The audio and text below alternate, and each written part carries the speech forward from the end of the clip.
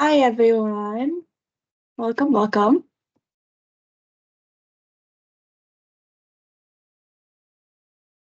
We did have some late registrants today, so maybe we can give about 5 minutes or so.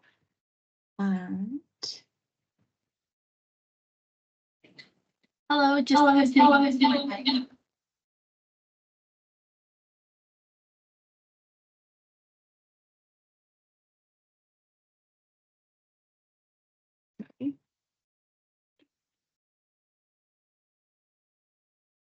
Jessica, could we test one more thing with Janelyn's mic? Absolutely, go ahead, yeah. Can you just speak? No, don't unmute. Just Hello, can everyone hear me? okay.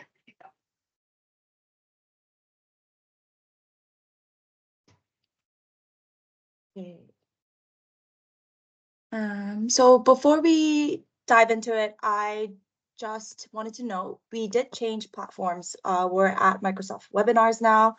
So I have this little arrow because as soon as we start the meetings on webinars, it starts recording. So do want to warn everyone as you are all coming in that there is recording in progress. Okay.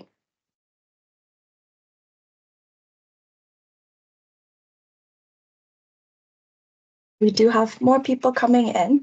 Maybe we can talk about, I realized something today, which is that we're called Lunch and Learn. And we do a lot of learning, but we never talk about the lunching. So I wonder, I think everyone's joining us during their lunch break. I might be wrong, but if you are, maybe we can go around and share what you're eating for lunch today. And I guess I have to start, which is that I'm not eating my lunch at the moment. I think I'm probably gonna save it till after the session, but I would say my go-to lunch is probably leftovers, which ends up being probably curry because I can sneak in a lot of vegetables without tasting a lot of them. So that's probably my go-to lunch is cold curry. But yeah, does anyone want to share their go-to lunch or what they're eating for lunch today? I can tell you, I'm on strict diet and I am always on diet, so that's not new. I'm having carrots and tomatoes. Yum. So no, it's not yum when you have to have it every day. Is it just cabbage and tomatoes? Right now, yes. Oh man. But it's healthy. It's antioxidant and something else. So yeah. Yeah. Well, that was a good question. Yeah. Your gut will be healthy. Your taste buds might not be healthy, but your gut will be healthy.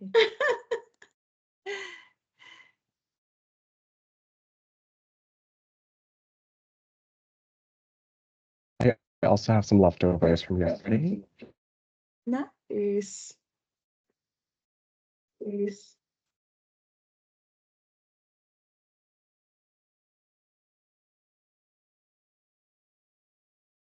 Oh.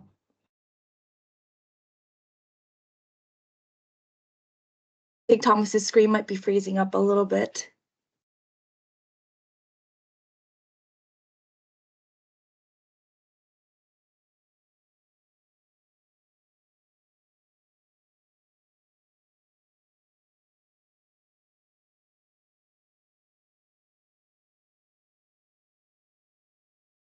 Jessica, I just want to know, what does K mean to you? Why K Hub? What a great question, Jaya. It's like I asked you before the session to ask in this session as a little spy, but I'm so glad you asked that. We're called Newcomer Knowledge Hub, and by short, we go by K Hub. So Knowledge Hub, K Hub. Awesome, because our office, which is CRIAC, I work for CRIAC. CRIAC's office is in Kahanoff, and Kahanoff has this space which is shared space. And it's called Kahanoff Hub, but they have short formed it and say K Hub. So when you ask me our address, I would say 900 K Hub. And I was like, what is happening? Are they coming to Kahanav to do this session? And I looked Oh, a couple no. of times. We might have to work out some copyright stuff Yeah. with maybe. you. No, but this is nice. This is nice. But you know what? For some very other project, I have been looking for names, and I just realized that whatever we may think we are doing and how original we think we are being, we are not. Someone has already thought about it and someone has already done something about it. And so none of the names that I'm pointing out is unique. None of the things I'm trying to do is unique. So, but it's a good thing. It just means that so many more people are thinking like us, right? So that is a good thing, you know what I mean? Like that means we, at some level, we are all in oneness, which is so good for progress. Absolutely, yeah. That's a really bright side of things. Yeah, I do like how you put it, that we're on a similar thought pattern. Yeah. Yeah. I have a couple chat messages. Jeff says, usually a sandwich, but since I am in PST, just finished breakfast, which was leftover waffles from the weekend. What an amazing lunch. I wish I could have waffles for lunch. That's amazing. And Lucas said extremely overcooked chicken with rice in my case. I love that. Okay. Thank you for sharing your lunches, everyone. I love hearing about that. I might ask that every session, actually. Okay, so maybe we can kind of get started and hopefully people can join us as they do. So yeah, welcome to our May session of the Lunch and Learn series. It feels like we've not gathered in this virtual space for a while because, I mean, we did have the April Lunch and Learn delayed to early May to join the Faculty of Social Work's Research Lunch series. How many of you in the room attended the May 8th session with the U of C? Did anyone join? Jeff? Jeff presented. Everyone that presented was there. That's okay. I didn't get to go either, so we can all just have FOMO together. But yeah, this is our official May session. I am so excited to have our lovely presenters today, Katerina, Gerline, Thomas, and Jenilyn from Thai Center for Immigrant Research. I think most of us probably went to the Pathways to Inclusion conference just last month, and this amazing innovative research center was inaugurated at that conference. So we are so excited to hear from the team. Before I hand it over, though, I do want to go over some housekeeping very quickly. Okay, first thing is, if you're not speaking, please do mute your microphone. If you're new to Microsoft or Lunch and Learn, you can find this mic button here. It'll have a little line through when you are muted. So just making sure if you're not speaking to have that muted to reduce the background noises. And if you have any questions, please feel free to use the chat or raise your hand function. I know our presenters also have some time devoted at the end for discussions. So if we cannot get to them in the moment, we can certainly come back to your questions at the end. Okay, and as always, we do have a few photos taken for our social media posts that does get uploaded on our LinkedIn and Instagram page. Other than that, we do have our sessions recorded as mentioned in the beginning. This is only sent to those who registered for the session, so it is not a public viewing. But if you're not comfortable with any of these pictures and videos, feel free to turn your camera off. That is absolutely okay. And last but not least, if you want to invite your colleagues and friends to our monthly Lunch and Learns, you can share the link to the registration that was sent to your email from myself, or you can use either of these QR codes. They're the same thing. I just know that for some folks, the Chrome version doesn't work as well. But yeah, that's a quick and easy way to share the registration page. I guess one thing to note moving forward, because we did change the format, this registration website will remain the same for the remainder of the series. So you and your colleagues can sign up for our upcoming June, our September and November sessions using the same link and the same QR codes that are shown here on the slide. Okay. Jessica, Yeah. yeah, so just for people to know, we're currently working with Alberta Network of Immigrant Women for the June Lunch and Learn. And so we're hoping they've been developing a project for the Latino community, kind of asked for by the Latino community about engaging men in well-being and men's well-being. So immigrant and newcomer men, and having a 10-session kind of peer group support program. So this program has been adapted to 5 different cultures, including Pashtun men, I believe, and East African men, Nepalese and Burmese men. Yes, and Iranian men. And so how these men can kind of come together in this 10-group session to build relationships and talk about kind of some of the stresses of immigration and past traumas and support each other as they kind of learn to heal together. So that's what we're hoping to highlight that in June. So yeah. Yeah. Thank you, Jeff. Thanks. Yeah, absolutely. Please sign up for our next one. I think it'd be a good one as well. And yeah, before we get to hear about the Voices in the Arts project, we are doing our monthly polls. So as always, if more than 50 of us today would like a refresher on Gateway and K-Hub, I can do a quick overview of these initiatives for us. So I'm just going to launch the poll here.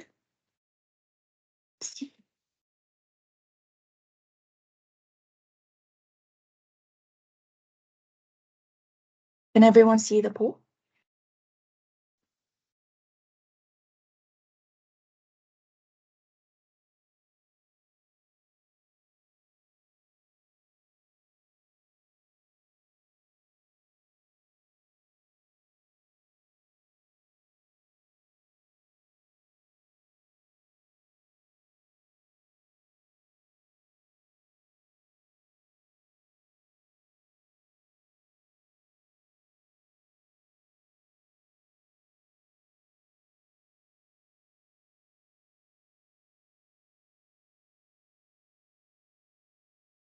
Hey, I think I got most of the responses.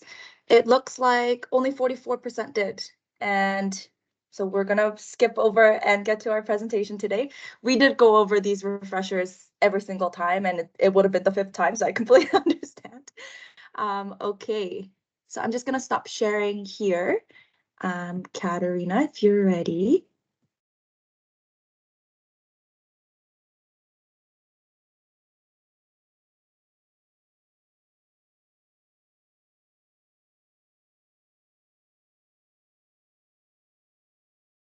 Okay, thank you very much, Jessica. Before we start, I wanted to take the opportunity and thank Jessica and Jeff for inviting us to present today. It's very nice to see some familiar faces and names in the audience, so thank you very much, all of you, for coming in. I also extended the invitation to my team because I was thinking, you know, who is the best person to talk about this project than the people who are actually working on it? So I do have Gurleen with me, Thomas and Jenalyn. We will be taking turn in the presenting. And without any further ado, I think I can just start. We will be talking about Voices in the Art, or the VIA project.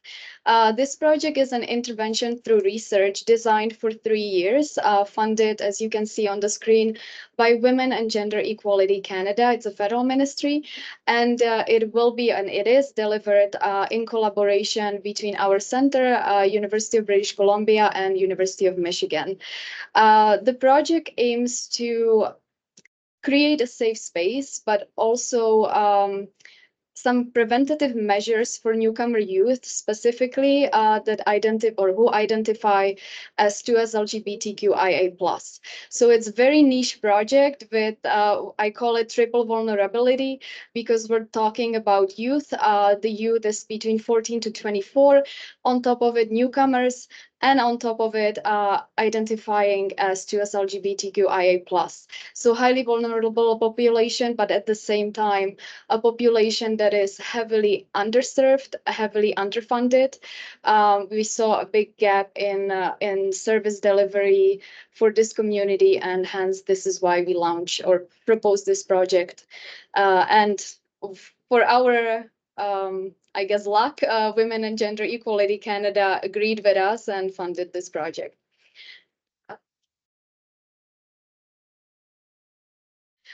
Before we start, we would like to also, of course, acknowledge that TIES is located in the heart of southern Alberta. We would like to acknowledge the traditional territories of the peoples of the Treaty 7, which include the Blackfoot Confederacy, comprising of the Siksika, the Piikani, and the Kainai First Nations. Also the Tsuut'ina First Nation and the Stoney Nakoda, which includes the Chiniki, Bearspaw, and Goodstoney First Nations. The city of Calgary is also home to Métis Nation of Alberta, Districts 5 and 6. Before we dive into the project, just a brief reminder, some of you probably know who we are, but for those of you, in case somebody doesn't know us, we are the Immigrant Education Society, a nonprofit charitable organization based in Calgary. We currently operate from 3 buildings. We have one in Southeast Forest Lawn and 2 buildings in Northeast, Whitehorn, this is where we are right now, and even deeper Northeast, which is West Winds. I was joking with Jessica at the beginning that we are so deep in the Northeast that our internet connection is not super stable. So I hope that we are not freezing. If we're freezing, it's because we're in the North. We, as the organization, we provide innovative language education. Of course, language is our strongest pillar. Then we do have employment services with employment counseling, career counseling, mental health and settlement. Currently, we offer mental health services that are free of charge 24/7 in multiple languages, online or in person. So in case, you know, somebody who needs help when it comes to mental health and emotional wellness, please feel free to refer them to us. Our waiting lists are much better than Calgary Counseling and the traditional places across Calgary.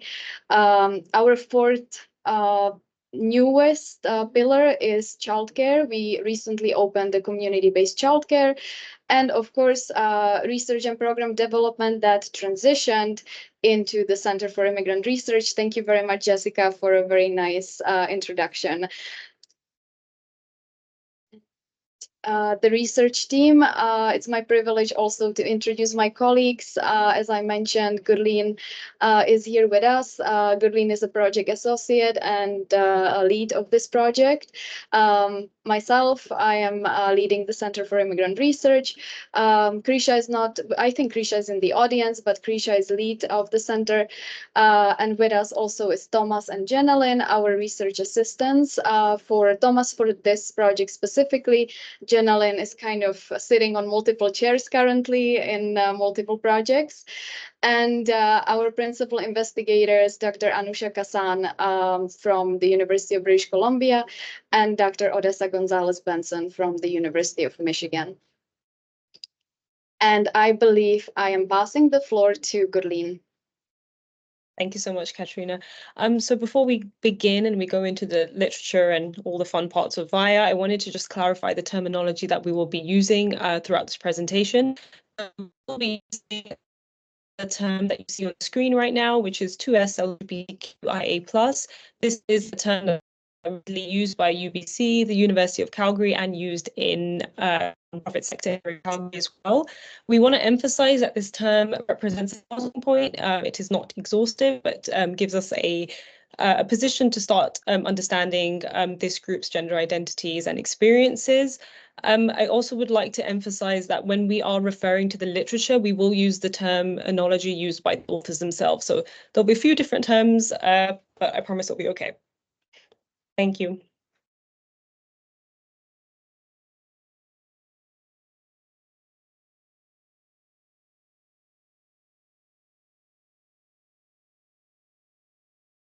Thank you so much, Gerline, for making that distinction.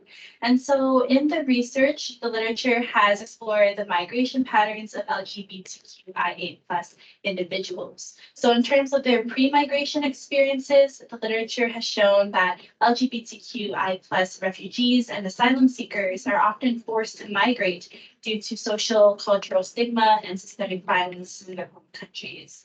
As of 2022, 68 countries in the world criminalize homosexuality, with most of them being in the Middle East, Africa, and Asia. Gay and lesbian individuals might decide to migrate for various reasons, like seeking better economic environment that is more accepting and supportive of sexual orientation, and overall looking for a place where they can freely express their identity without fear of discrimination or persecution. It suggests that migration decisions for gay and lesbian individuals are often influenced by a desire for both personal and societal acceptance, along with economic considerations. In fact, many LGBTQ immigrants consider Canada as the safe haven. However, migrating can be an incredibly traumatic experience for many LGBTQ+ individuals. People who seek refuge or asylum are faced with immigration policies that pose humiliating questions about sexuality or gender. This notion of having to prove oneself to be LGBTQ+ under the discretion of immigration officers is deeply problematic. Once they arrive in the host country, LGBTQI+ individuals experience multi-layered discrimination in various settings and institutions like employment, housing, the healthcare system, due to their intersecting identities. And so next slide, please. This leads us to the discussion of gender-based violence, or GBV. So GBV is ongoing and pervasive in Canada, as it includes sexual harassment, dating violence, and other forms of discrimination related to gender and sexuality. GBV manifests from prominent patriarchal and heteronormative ideologies, which are shown in media messages that objectify women, normalize jokes that demean 2SLGBTQIA+ individuals, and in the rigid gender norms imposed on children. GBV can affect all people, but some groups are at higher risk, such as young women and girls, 2SLGBTQIA+ people, Indigenous communities, Black and newcomer communities, people with disabilities, people living in northern, rural, and remote communities, and so on. So the intersection of any of these characteristics, such as a newcomer woman with a disability, may increase a person's risk and vulnerability to violence. So this is one of the many reasons why intersectionality is so important to consider. And so, next slide, please. With intersectionality in mind, there appears to be a significant gap in the literature regarding the experiences of newcomer 2SLGBTQIA+ youth. The intersectional challenges that newcomer 2SLGBTQIA+ youth experience are a pertinent area of exploration. While previous studies do exist with this specific population, the topic of gender-based violence in this group is nascent in the literature. In Calgary, there are very few services and programs directly for 2SLGBTQIA+ newcomers. And so a study by Wright and colleagues provides key insights into the unique experiences of GBV and 2SLGBTQI+ youth. By leveraging this research study, we hope to add to the literature on this population and strengthen service delivery so their needs are adequately addressed, as previously mentioned by Katrina. I'm sorry to interject, Jenna. I think your sound might be a little bit cutting in and out. Maybe if we can slow down the speech, maybe it'll help with the, I think, is that for everyone else as well, or just my end? It might be the internet connection, but sometimes it helps, yeah. I am okay. Mine is okay. Thank you so much. Thank you, Jenilyn, for providing an overview of the literature and the background. It will helpful to know that most of that information is on the slides. So when you do get them, you can definitely take some time to go over them. So this brings us to the research aim for VIA. So the aim of our study is essentially to gain insight into the experiences of newcomer 2S LGBTQIA+ youth. By youth, we've defined them as those aged 14 to 24. So this study will delve into 4 key areas of participants' lives. So we're looking at intersecting identities, as Jenilyn mentioned, the importance of intersectionality. We're looking at integration into Canadian society, social lives and relationships, and if any, their experiences with gender-based violence. Thank you. Next slide. What I did not say and should have said at the beginning is that, yes, we do have Q&A at the end, but we will also be engaging you with some questions throughout our presentation. I hope you don't mind. So our first 2 questions, because maybe not both is relevant to all of you. If you can please think about these questions, and whoever wants to share your experiences, please share, or you can just write it in a chat. I will try to monitor it. So first question is, can you share any personal or professional experiences or insights regarding the challenges faced by newcomer to LGBTQIA+ youth or newcomer youth more broadly in Canada? And the second question is, have you encountered any instances of gender-based violence affecting your clients? And if so, what do you think are the underlying factors contributing to this issue?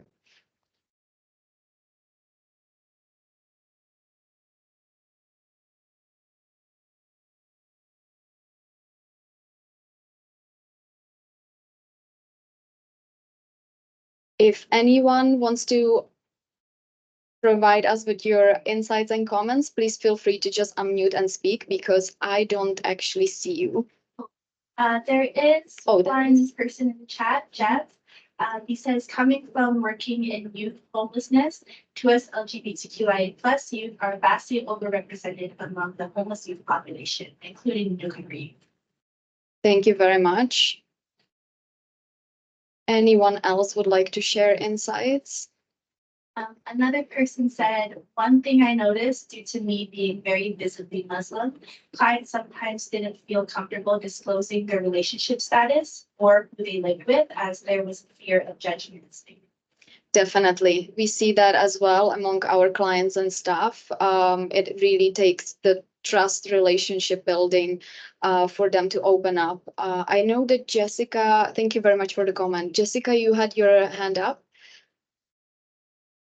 I don't know too much, but specifically with youth, but I know that with queer newcomers, folks tend to stray away, according to statistics, from strictly or outwardly LGBTQ+ serving agencies because of fear of criminalization. But yeah, that's what I heard. Yes, maybe Gurleen can later share her experiences with the recruitment for the project, because we definitely see some struggles in the recruitment. But interestingly, the moment we meet them and they, see our faces, we talk about the project with them, then the interest actually rises, and they're very excited to be part of it. But actually, the initial recruitment is quite a struggle for us so far.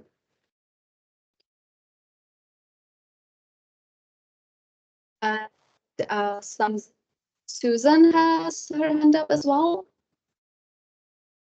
Yes, hi. My name is Susan, and it's a long time ago now.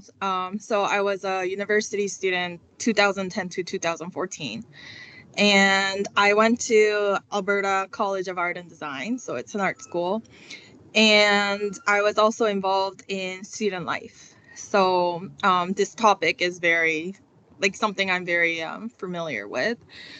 And from my interaction with a lot of students in this group, especially immigrants or international students, they are very unwilling to share because from where they're from, they they're not allowed to really express themselves. A lot of them being in Asian countries. And even when they come to Canada and see the other, like Canadian university students and some people who are more comfortable with their sexuality, they're still hesitant to share because of the judgment they've faced over the years, and like what they might think of them, because they're still at that such sensitive age, like they still trying to find who they are, and what their friends think is more important than their own opinion. So yeah, it's a lot of hesitance is what I experienced. And for your second question, the gender-based violence, I think it's a lot to do with stress. Yeah, just everything changing, and like new environment, new people, isolation, definitely those kind of things. So yeah, thank you. Thank you very much. That's a very good comment. I would also add maybe that because it's such a sensitive age, the vulnerability to the gender-based violence is also much higher. We don't even have to go into physical violence, but digital violence, right? Giving your password to your spouse, to your partner, to your boyfriend, girlfriend, those types of things are also categorized as gender-based violence. And we see that quite a lot. And oftentimes with the youth, they don't even realize that this is something that is not really okay. All right, thank you so much, everyone, for sharing your experiences and insights. We value this a lot. And I think I will pass it back to Gurleen if I'm not wrong. Thank you so much. So we've talked about what the aim of our research is. The clue is in the name. It's an arts-based study. So this is actually the name of the method we're using. It's called an arts-based engagement ethnography, or ABE for short. This method was actually created by Dr. Suzanne Goopy and Dr. Anusha Kasan. Dr. Kasan is a principal investigator on our team and the VIA project. And this method is actually very, very unique, as it was actually designed to reach what we've all kind of touched upon, what we call a hard to reach population. Like, how we've talked about our struggles with recruitment. So this method was designed with that in mind. So again, it's arts-based. So participants are given art supplies like a Polaroid camera, a sketchbook film, stationery maps of their city and the world. The goal is to elicit deep, rich data. So by using creative means, like having them create artwork, actually allows very rich data to be kind of yielded very, very quickly. Participants have a way to express ideas and experiences in a way beyond language. So we're not just solely dependent on our interviews and focus groups. And it's actually a very, very empowering approach. It allows participants to share their stories in a way that is meaningful and authentic to them. And I think a few participants already started and they're really, really enjoying the process. The art supplies have been very well received. Actually, Katrina, if you share the next slide, I have a picture of some of the stuff that we participants get. So we collectively call them cultural probes. They are essentially the art supplies that participants are given. So you get the Instax Fujifilm camera, you have some film over there, we see a sketchbook, color pencils, a map of Calgary. This is only a very, very small snapshot of the supplies they actually receive. So when they do come in for what we call a briefing session, we have a whole table of art supplies that they can choose to add to their tote bag. And if there's something that they really, really would like to use and we don't have it, we can definitely also make that happen. We've had some amazing requests already. One participant is doing something really beautiful with clothing and dyeing clothing. We'll have some pictures to share with you about what they've created so far. And we can move to the next slide, please. Thank you. And so, yeah, I've mentioned maps a couple of times. So participants are given a map of Calgary and a map of the world, and we give them this legend, like as you see on the screen, and participants are given colored stickers. And these stickers allow participants to kind of mark their experiences in these different places. And what we do is we kind of, during the interview, these maps become quite important, because we may notice that there are certain areas where we're finding concentrations of where these participants are hanging out or where they are actively choosing not to go. And it could also be the case with the world map. We may find that participants have left their home countries, and they've marked that place as a place they cannot go.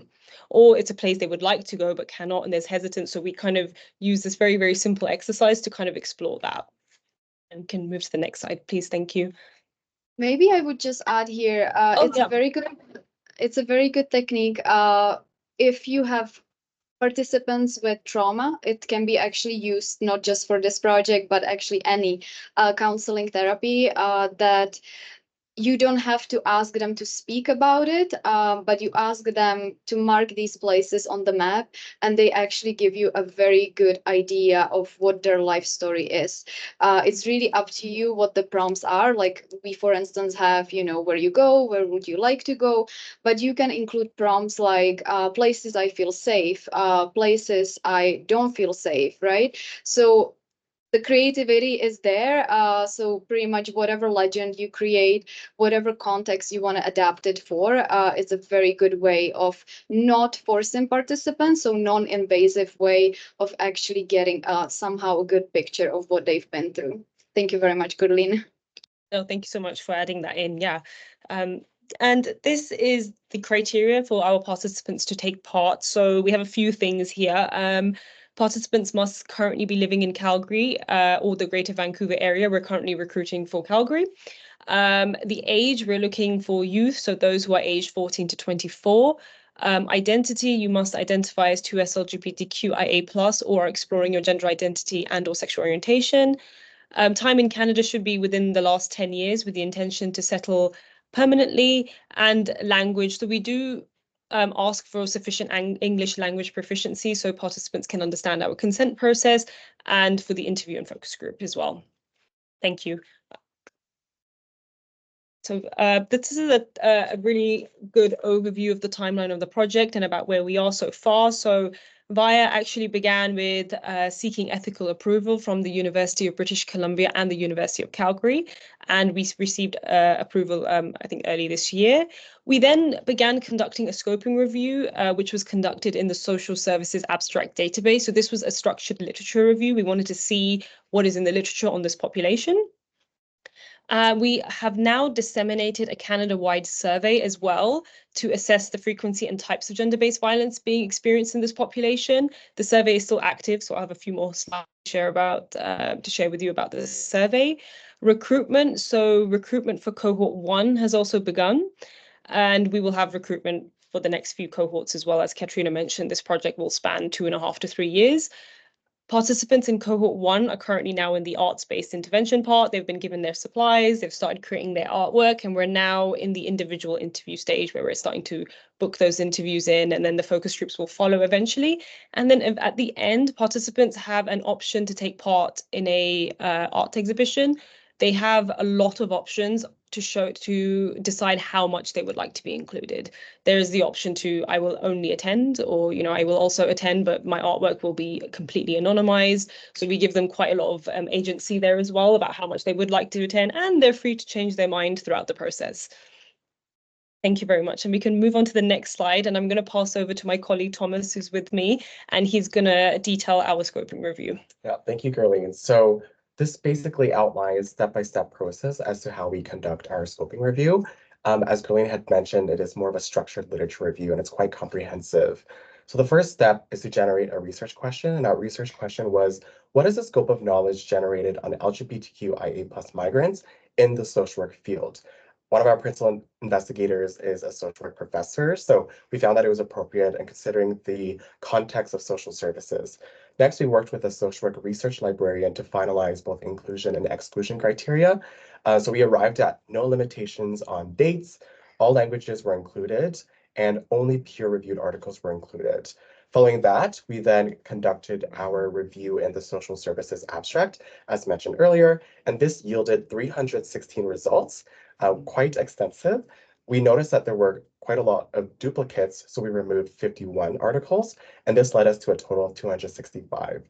And step 4, we began an abstract screening process, which is essentially reading the abstracts of all the articles that we've gathered, and we wanted to find alignment between the abstract and the research question. So once we conducted that process, this led us to 125 articles. After that, we conducted our full text review, which meant reading every single article and again, ensuring that it is aligning with the research question. So this produced 95 articles. And then finally, we conducted our coding. So this process was both deductive and inductive, and our codes consist of topics, countries of the first author of the article, where the study was conducted, the age range of the article, what type of migrant, what type of gender or sexual identity, what theory was used, as well as what methodological approach was used. And then we'll be sharing some of the results of our scoping review. Next slide, please. Thank you. So this data is quite dense, so just quite bear with us. We have a lot of graphs and a lot of numbers, but we'll be approaching this from a very high level. So we identified that most of the articles within our scoping review studied a mixed population of both adults and youth. Youth we defined as individuals between the ages of 14 to 24, and adults were coded for 25 and above. In terms of articles, the main topics within the article, so this is the graph on the right side, we noticed that health and mental health was a dominant topic, second, identities, and third, social support and social networks. Next slide, please. So under the code of country of first author, we see that there's a dominance of authors from America, and secondly, Canadian ones. That's the graph on the left side. And if you look on the graph on the right side, we see that most studies were published in the Journal of Gay and Lesbian Services, which is a social work journal. And second, AIDS and Behavior. Third, Journal of LGBT Issues and Counseling. So there appears to be a larger focus on clinical or practice-oriented journals. Next slide, please. Our findings have also identified that most of the studies within our scoping review is qualitative, which is quite indicative of studies on new populations or new topics. And then we also see that a lot of the articles found the dominance of men who have sex with men as the primary population studied. That's also known as MSM. And secondly, gay individuals, third, transgender individuals. Next slide, please. The countries where studies were conducted were coming primarily from the United States, with second to Canada and third the UK. Very interestingly, we also saw studies for articles in Lebanon as well as for articles in China. As for theoretical frameworks, we see that most articles employed intersectionality theory, which is extremely helpful in understanding the intersecting identities of LGBTQIA+ migrants. Next slide, please. And then finally, in terms of the population or the category of migrant, we found that most articles use the term immigrant, second being migrant, third refugee, and finally asylum seeker. Next slide, please. So now we're going to be going over, again, very high level, the temporal trends, which is essentially what are some trends we notice over time. So firstly, we see that there is a consistent appearance of the term immigrant all across 30 years. Over the 3 decades. Second, we see that there's a frequency of 3 migrant identities, that being migrant, asylum seeker, and refugee. And we see that these 3 migrant identities, newcomer, foreign-born, and refugee, having an increase of articles from 1 to 4 in 2015 to 2024. The term foreigner only appeared once in 1995 to 2004. And then finally, we see that there's an emergence of 4 new migrant identities, which is forced migrant, undocumented, displaced person, and permanent resident, with around 1 to 5 articles between 2015 to 2024. Next slide, please. So now we have also compiled the exhaustive list of gender and sexual identities that we've identified within the scoping review, and we wanted to examine it across a 30-year time frame. So this is just a general overview of the chart, and we'll be exploring in depth what each section is in the following slides. Next slide, please. So if you look at the figure on the left, we wanted to identify which identities were most dominantly used within the literature. Again, MSM appeared most dominantly all across 3 years. Second being gay, and this was consistently second to MSM. And we also noticed that the term transgender first appeared in 2005 to 2014 with 3 articles. and it nearly quadrupled in 2015 to 2024 to 11 articles. In terms of other individual identities, bisexual, transgender women, and lesbian were all quite relatively stable across a three decades time frame. If you look at the article or the graph on the right side, you see that there are variations of the term LGBTQIA+. And this is a group term or a collective term. We see that at the earliest time point of 1995 to 2004, when the terms LGB and LGBT first emerged, first around 1 to 3 articles. In 2005, we begin to see the variants of these terms. So we see, for instance, that LGBTQIA+ kind of divided into LGBTQ, LGBTQI+, as well as LGBTQIA+, which colloquially we use it very commonly, but then within the literature, it's not as dominant. We see that the term LGBT had the most dominance all across 3 decades. Next slide, please. And then finally, we also wanted to address some terms that didn't have much of prominence within 3-decade time frame. So other group terms such as sexual minority, SOGI, which is sexual orientation, gender identity expression, gender diverse, non-heterosexual, queer, and same-sex relationships, and same-sex partnership only became apparent 2005 and onwards, while the term sexual minority was more dominant in 2005 to 2014. We see queer rise to precedence in 2015 to 2024. And again, colloquially, the term queer is often used.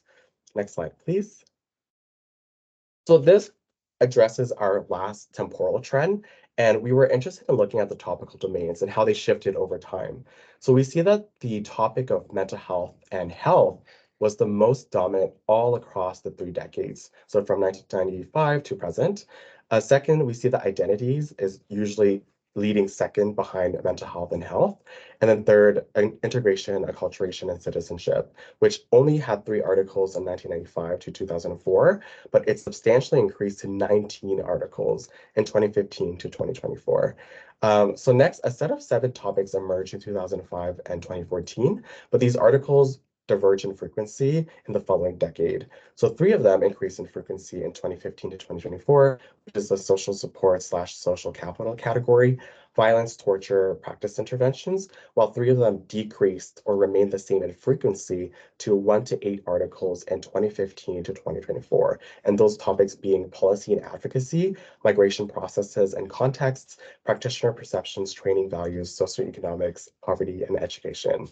And then finally, we see that 3 new topics emerged in the decade of 2015 to 2024. And those topics were human rights and social justice, children and families, history and theory, and other.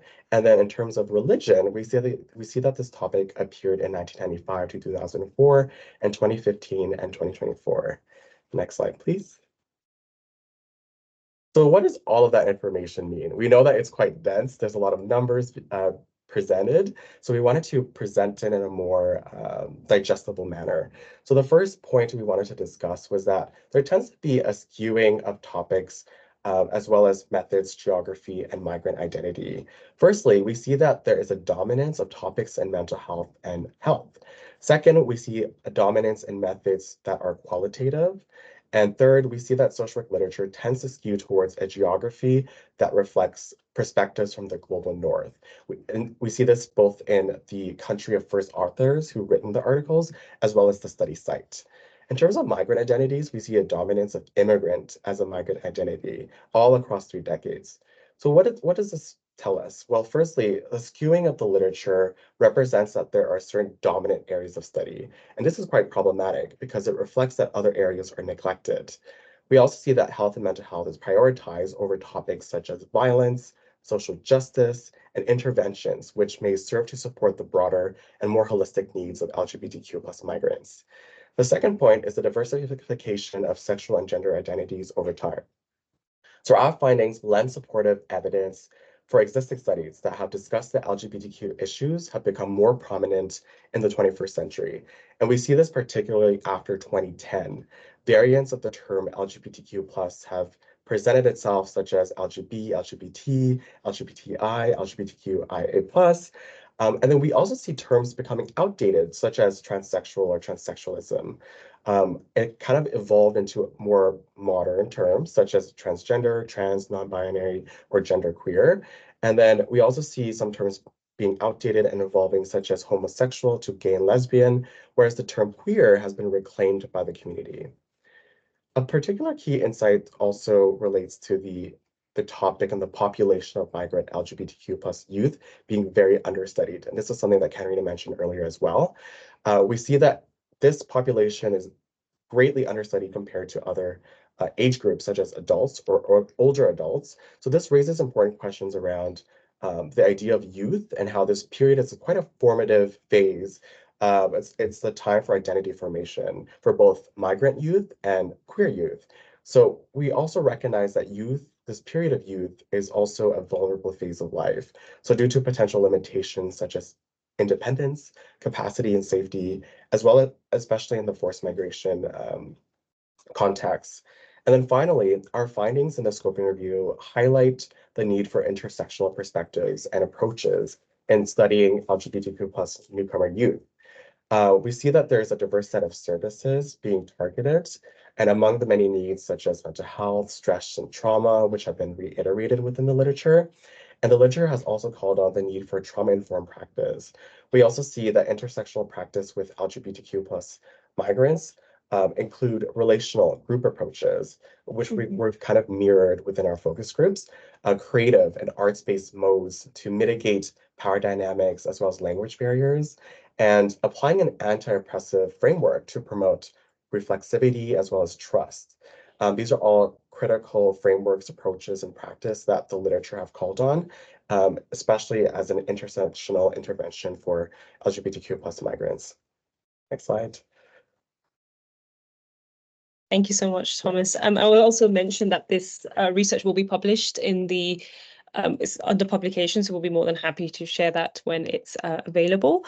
So back to our timeline. So after the scoping review, we disseminated the Canada-wide survey, which is still currently active. This, as you see on the screen, these are the 3 areas that we are interested in learning about. So we're looking to see the experiences, the types, and the frequency of virtual abuse, physical and sexual abuse, and emotional and psychological abuse. Next slide, please.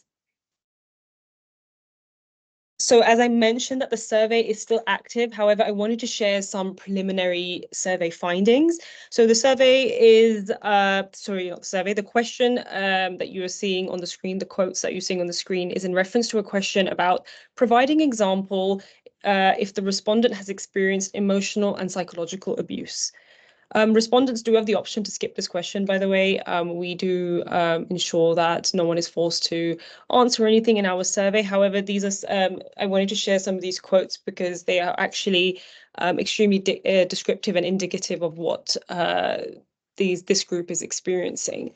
I'll read a couple right now. Parents didn't know they're harming my self-esteem. I'm powerless. Another was insults and passive-aggressive comments to my appearance, my way of dressing, my cooking, telling me gay sex is gross. I was insulted simply because I posted a photo of me and my partner. So these excerpts are already telling us quite a lot about the types of emotional psychological abuse this population is experiencing. And it's interesting because actually some of these quotes have made reference, for example, to parental figures. We see parents in one quote, we see a father figure in another quote as well. Thank you. Next slide. Thank you very much. So yeah, another open-ended question we have on the survey. We ask at the very end, respondents, what were their responses to these experiences of abuse? This question is dependent on a few other questions. However, again, these are some responses we have so far. Number 1, we see I was trying to hide myself. Not much until years later, I had to seek psychological help from the damage these experiences had caused. My initial response to these experiences of abuse was to remain silent and walk away from the situation. Sometimes if the situation involved people I know and felt comfortable with, I would respond by using a similar level of insult in return. I told them to leave me alone and I ran for my life. So already from these quotes, we're seeing instances of isolation, distancing, fear, the need to defend oneself. And, isolation and distance can lead to our respondents feeling lonely, finding it difficult to seek help. And I think this fear and defensive behavior, will lead to constant stress, exhaustion, and as one respondent has said, psychological help, which is very much needed, even perhaps later in life if they're unable to get that right away. Thank you, Katrina. Next slide. I wanted to take a moment to mention that the survey is still active. Please go ahead, scan the QR code. Participants, sorry, you could share this with your clients and your networks. So hopefully if you scan the QR code, it should take you right to our survey. Alternatively, if the QR code is not working or if there's any issues or if you have any questions, please leave your email and we'd be more than happy to make sure the survey link is sent to you. Thank you so much. Thank you. We had more discussion questions, but I would suggest I will skip them right now, so we can also show you the art that was produced so far, and then we can open the floor for the Q&A. Is that okay? Okay, seeing nodding. Perfect. Great, thank you. Yeah, so I wanted to give you a visualization of the intervention part. I've kind of made reference to a briefing session, some interviews, some focus groups. There's a lot of moving parts. So what you see on the screen is a step-by-step process of the arts-based intervention. So participants will reach out to me and then we organize what we call a briefing session, which takes place in person. Participants receive a detailed introduction to the study. They sign a consent form. They complete a demographic survey and we get to know one another and we introduce them to the cultural probe. So we practice taking some pictures with the camera and we make sure they're very familiar with everything. And if they would like any particular art supplies, we make sure that they can get them as well. And we also actually talk about ethical photography practices as well. We do know that our project does give participants a camera, they take pictures. So we do cover some issues that may come up with taking pictures in public settings, and we do provide them with consent forms for third-party participants. So if you are taking pictures of your friends, they may not know that you're a part of this study, so we make sure that there's consent forms there. And then once participants have gone and made their artwork, we schedule an interview. It's a semi-structured interview that takes place about 1 month into the study. We collect the artwork prior to this interview and we alter the interview guide slightly using what they've given us. So we do this for each individual participant, and in cohort 1, we have 10 of them. And then in the focus group follows a very similar structure.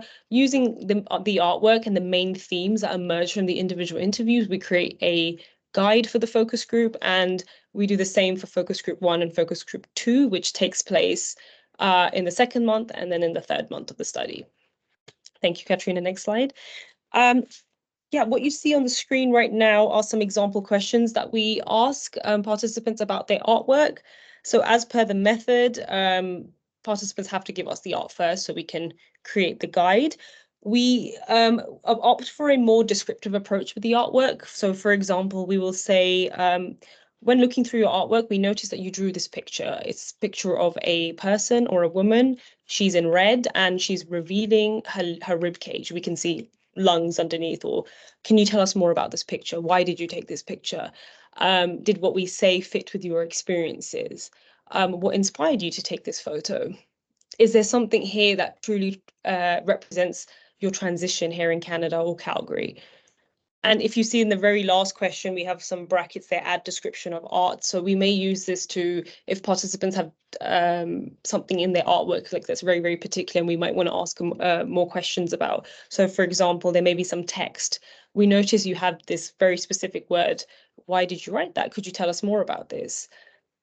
And we kind of follow this kind of structure for the rest of the individual interview. Thank you, Katrina. Move to the next slide. Thank you so much. Yeah, so focus groups, as I mentioned, so we don't have the final questions yet because we don't have all the artwork yet, and nor have we completed all the individual interviews. So when we do, we refine this focus group guide further. We pull out the emergent themes of what we're really interested in, going back to those 4 kind of core areas of intersecting identities, integration into Canadian society, social lives and relationships, and of course, experiences with gender-based violence. We kind of will use the focus group to elicit deeper conversation not to repeat what was just said in the individual interviews, but to kind of provide more kind of rich and thicker data here, and to be like, if we bring everyone together, what kind of conversation can this focus group elicit on this topic? And the interesting finding we have right now with gender-based violence is that term is quite interesting. We're finding that sometimes participants hear the word and it's a very clinical term, and it's very much like, I don't think that applies to me, or I think you're talking about intimate partner violence, or it's an interesting word. So we try and reframe it as much as possible in a ways like, have you been treated unfairly? Was there an instance where something happened just because of your perceived gender, your gender identity, or gender expression? And then all of a sudden we find that there are many examples, actually. Great, thank you, Katrina. And I think now we can actually show you some artwork, actually, before we can, which I'm actually very excited to share with you. Thank you.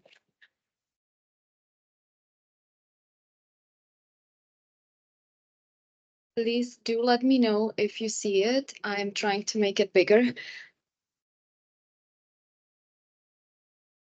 Okay. Yeah, Can you see it? thanks. Yeah. Yes. Okay, perfect. I will definitely invite Gurleen to comment on the art, but as Gurleen mentioned, we did take pictures of the art that our participants submitted up until this point. Some of it is very interesting, some of it is somehow saddening to us, but this is a heavy topic, so I guess it's kind of reflecting our assumptions that we had at the beginning of the project. So first, Gurleen, feel free to comment. I will just flip through the pictures. And if you guys have any questions, we can go back to them as well during the Q&A. Yeah, absolutely. So like what you see on screen right now is what participants have given us. We've been very lucky. We have a very creative bunch, as you can see. They're like, honestly, the work has been amazing. We're very excited to share it with you. And I think what's so interesting is when we have the artwork in front of us, the level of conversation it elicits in an interview. Like, you know, my questions are very simple. It's like, hey, why did you draw this? Or what was your thoughts here? What inspired you? And I think conversation that we suddenly get back from the participant is very, very interesting. We're able to really hone in on their experiences, their culture. They're able to tell us a lot more about their experiences of being a queer newcomer youth here in Calgary. Sorry, my order was kind of oh no, that's wrong. Okay. Yeah. Yeah, we had a crocheted poncho as well. Lots of self-portraits through different mediums. This is a very, very powerful image we have from one of our participants, and I did make reference to it. And we had this interview was extremely enlightening.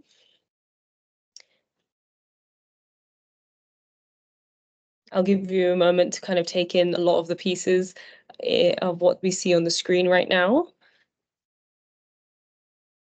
And then we can be like, you know, we see that you use this a lot. Like, you know, what was your thought process here? Like, what can you tell us about this? And do you find that there's anything in your artifacts that can speak to your experiences we try to avoid using that term gender-based violence all the time, but, you know, with being treated unfairly, is there something that your work could speak to about having experienced any of this in your daily life? Usually they're like, oh, maybe not. But then I think as we kind of converse and as we kind of tie both these mediums together, we end up actually having some very, very descriptive experiences.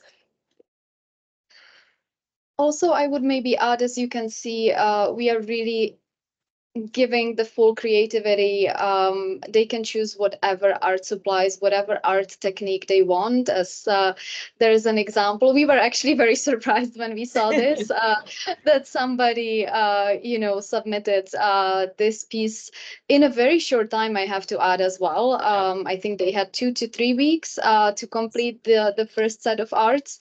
A lot of them opted out for collage and somehow drawing, journaling as well.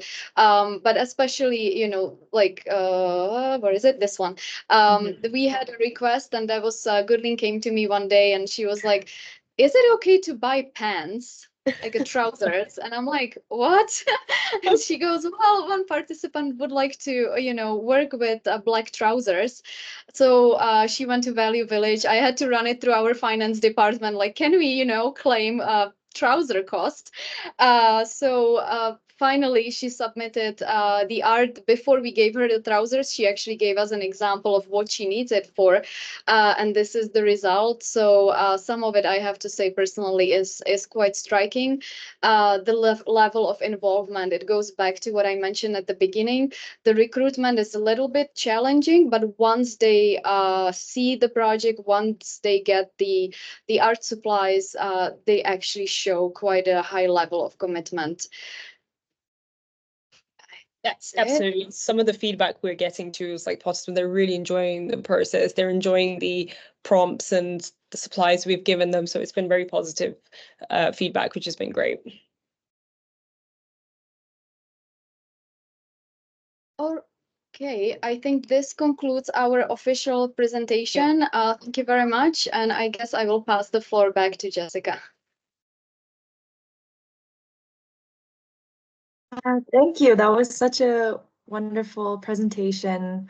I love that all of you spoke and took turns. And yeah, I was so excited to hear about the study more, and I'm very excited to hear that it's ongoing. I wonder if you would be comfortable. I know you shared the slides already. Maybe I could distribute those to our attendees, especially for the QR code if they ever want to help with recruitment. Yeah, maybe we'll open up the floor to some questions.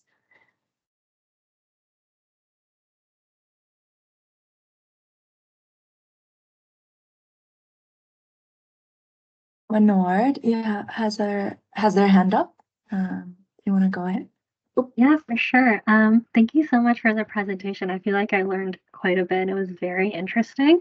One question that I was just thinking about is, given that these youth are obviously in a very precarious situation, you know, they're newcomers, they're also queer and things like that.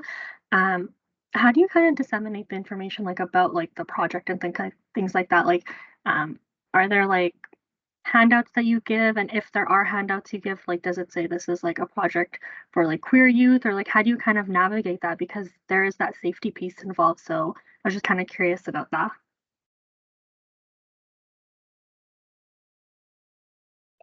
Absolutely. Thank you for your question. Yeah, so I think with recruitment in general, it's always challenging. Of course, we do have challenges with this specific population. The ethics process that I did discuss in the beginning, I touched upon it very, very briefly from the University of British Columbia and University of Calgary, was very, very robust. I will emphasize that's about a 6-month process of putting safety measures into place for the project. We are extremely transparent about the study as much as possible. So we have little posters. I'm more than happy to share with you at the end, actually. We have posters that are shared on social media. We try to connect with organizations like Skipping Stone, Center for Sexuality, that can also support us with recruitment. And this is why we also emphasize in-person briefing session. I know it's not always convenient in Calgary with everything being very spread out, and people might be a bit more hesitant to come in, but that really helps, I think, build that trust and rapport, and we can build relationships with our participants before they even say yes to us.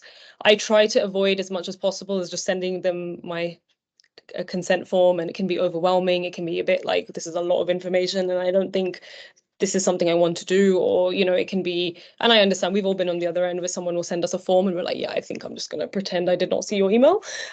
So we try to keep it as transparent as possible. And I think the in-person thing has been very, very helpful to securing participants to take part in the study. Thank you very much.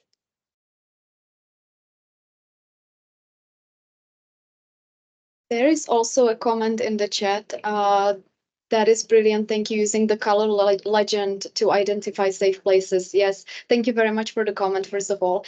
But yes, I strongly advocate for this technique to be used in a different context, as I mentioned, even in settlement counseling, because again, the trust building, as Gurleen mentioned, is a process, especially we're coming from different backgrounds, different religious backgrounds, as somebody pointed out before, I think it was Fatima, that not always the client or the participant want or have the visual perception of trust.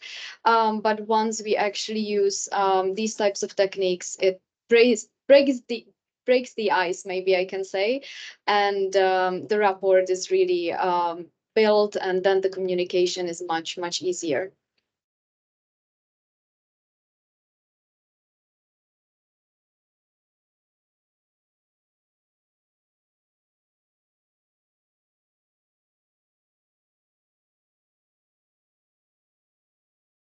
I guess I had a quick question as well. I wonder if there's any participants that hesitate with participation because it is art space. Like, do you think that adds any kind of barriers? That's an interesting question, because absolutely we may assume with this method, like we're targeting a particular audience as well, right? With any study, any survey, anything we do, there's always certain individuals who will be more inclined to respond or take part.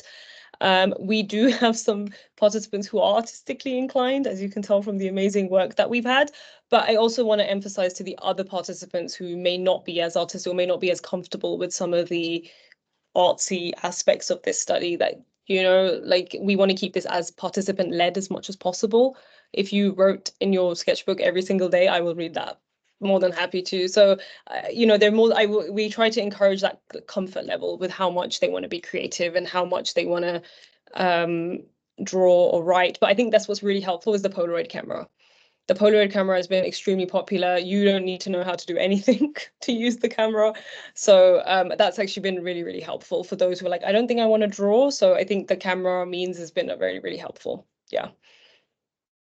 Yeah, thank you, Gurleen. I wanted to add that Yeah. actually the camera and the journaling also. So Yep. for people who are not artistic, who maybe, you know, don't want to participate in any of the arts activities, journaling is totally fine. And the photography, again, it speaks volume as well.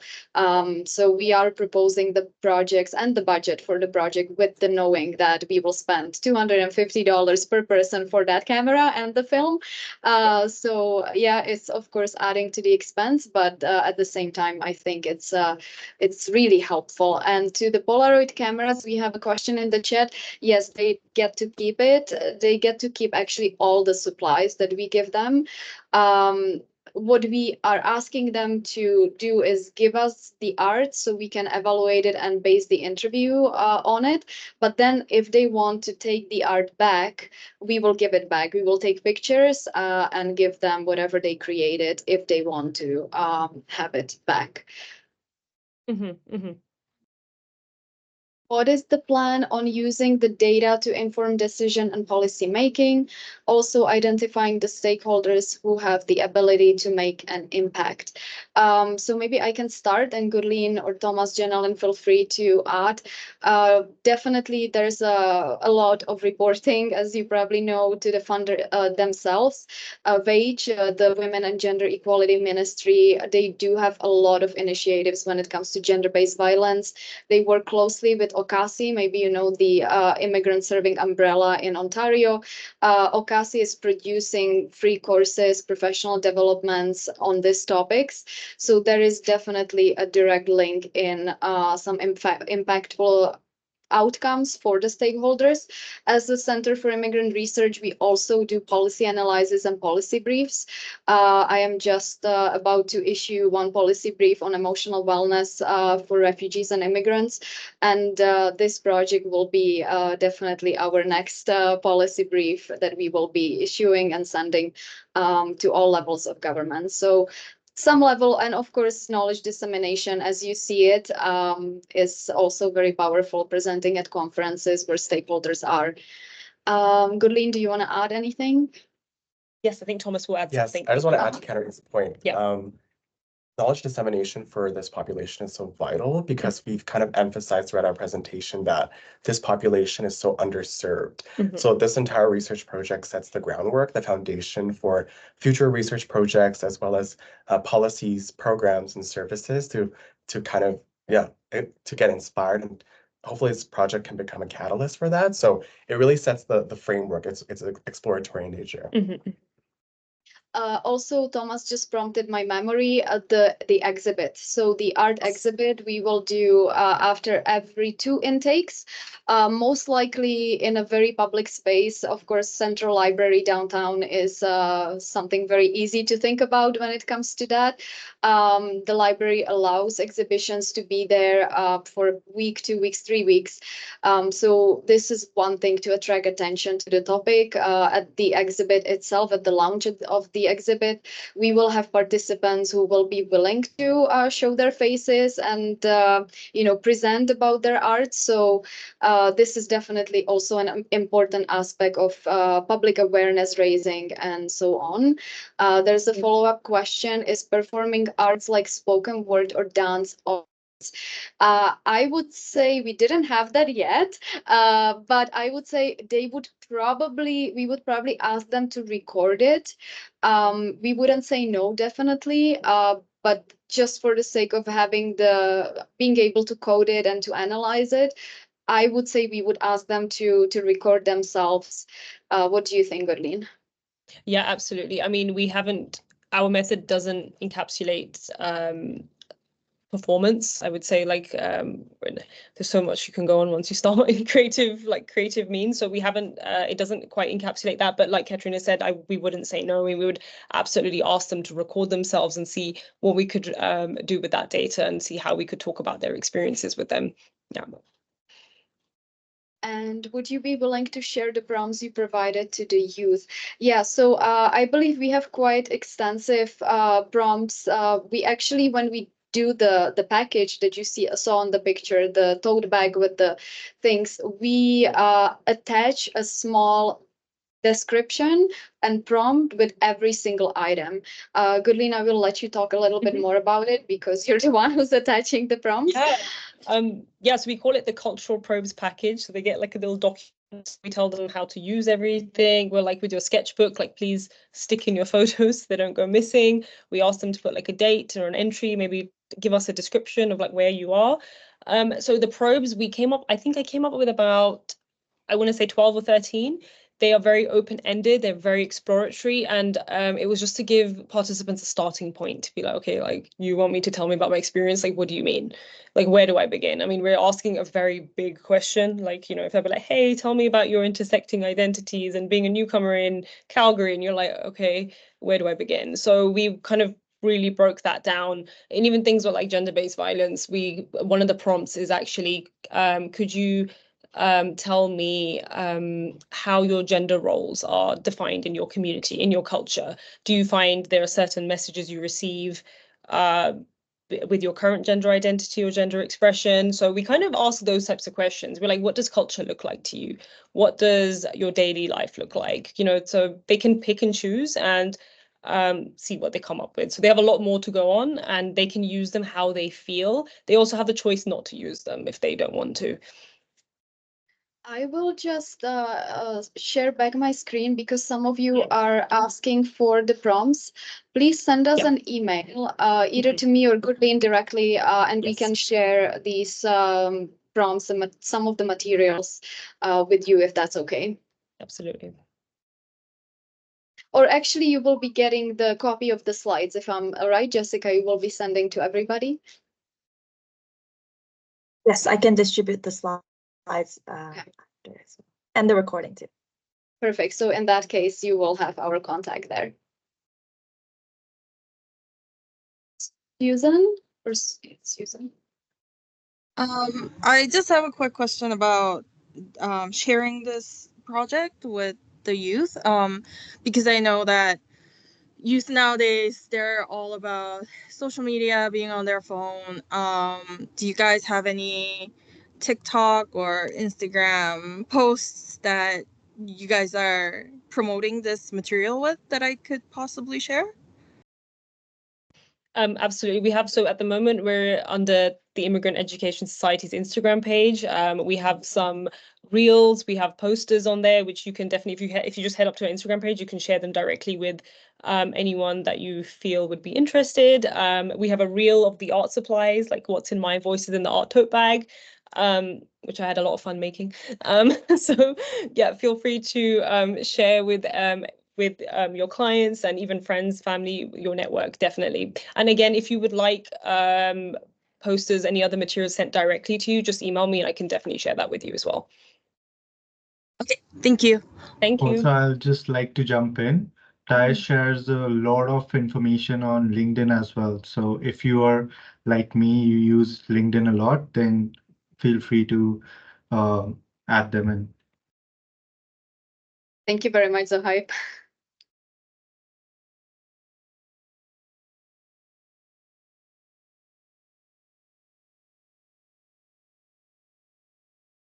Okay, were there any remaining questions?